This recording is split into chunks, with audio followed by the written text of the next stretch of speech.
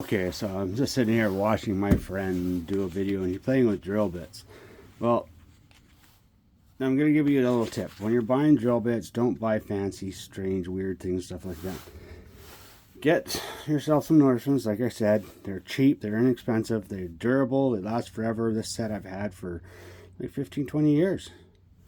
Still cuts like new. Now this is hardened steel. This is a heavy duty F350. No, this one's the F550 rotor. Very hard steel. Okay.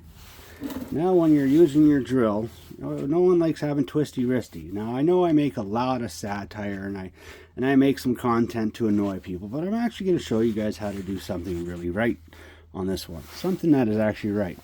No fancy technique or anything. I'm going to take my drill, put it into the first clutch setting, 22. I'm going to take a little bit of drill oil. I'm going to put it right there. I'm going to take my drill bit. I have my drill set on low speeding, which is actually 400, 500 or lower. So you're low setting on your drill. Don't have to push really hard. I've got one hand.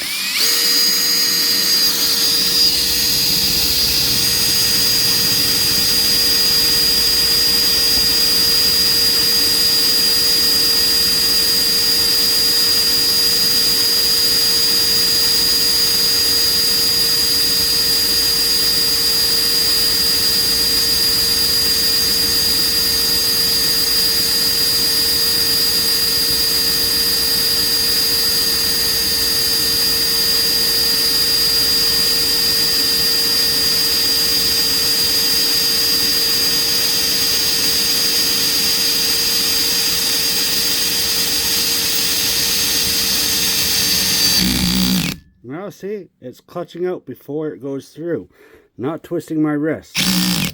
So now I can turn the clutch off, back it out a bit, and go through. Done.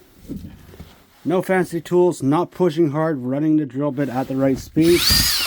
Drill bit temperature, cool to the touch. Cool to the touch, not hot at all. There you go, 400 to 500 RPM, the perfect speed.